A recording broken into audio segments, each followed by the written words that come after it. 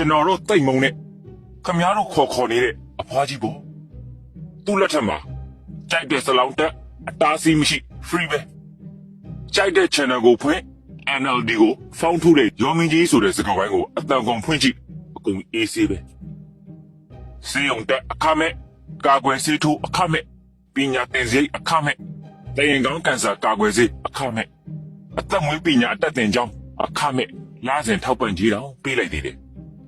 မူရည်စေဝါအတွက်သတင်းပေးရင်ဂုံပြုတ်ငွေနဲ့အခွန် free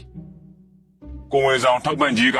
2000နှစ်အောက်ကလေးထောက်ပံ့ကြေးက2000တက်ကြီးထောက်ပံ့ကြေးက3000မတန်ဆွမ်းထောက်ပံ့ကြေးက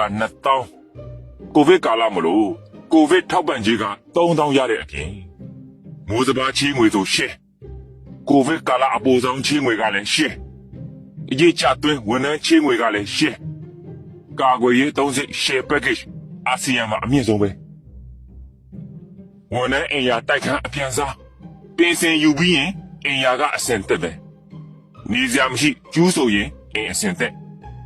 wave money တသိန်းလွဲ1500 wave money ထုတ် free ဘာအငွေစိတ်ကြိုက်သွင်းစိတ်ကြိုက်ထုတ်ဘာရာဂိုင်တော့မှမရှိဘူးဘာဝန်ထမ်းကမှလည်းဖားရနေစရာမလိုဘူးကျုပ်တလုံး100ဒီကိုချင်းတကက်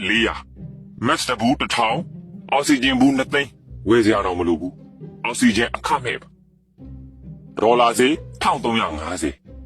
ဓာတ်ဆီ1လီတာ600အများဆုံးပဲစီတထောင်မိုးထက်ဖေးဘူးအောင်စီးလို့ရတယ်ဆန္ဒပြဘယ်သူမှလာမနှောက်ယှက်ဘူးရဲဆောက်ရှောက်နဲ့တခါတလေတော့ပါလိုက်သေးဝါသနာကြည့်ရင်ကြိုက်ရတက်ပြော free ပဲကျွန်တော်တို့တက်ထောက်ကန်သူတွေဆို NLD လက်ထက်ကာလမှာစေမော်တက်ပြီးတက်ဆဲလိုက်သေးတယ်မလား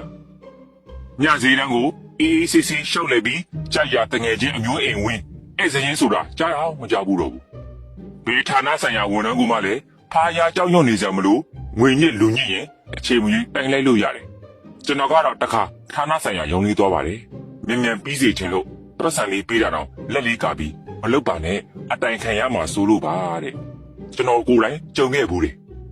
တရမဏယုံအတိုင်ပင်ခံယုံကိုဖုန်းဆက်တိုင်ကြဖို့ကဖုန်းဆက်နှလုံးဒါမှမကြည့်နဲ့သေးရင်မကြည့်နဲ့တာကိုရင်ဖွင့်ပြီးအဝဆဲလို့ရတယ်တရမဏယုံ page ကတစ်ခု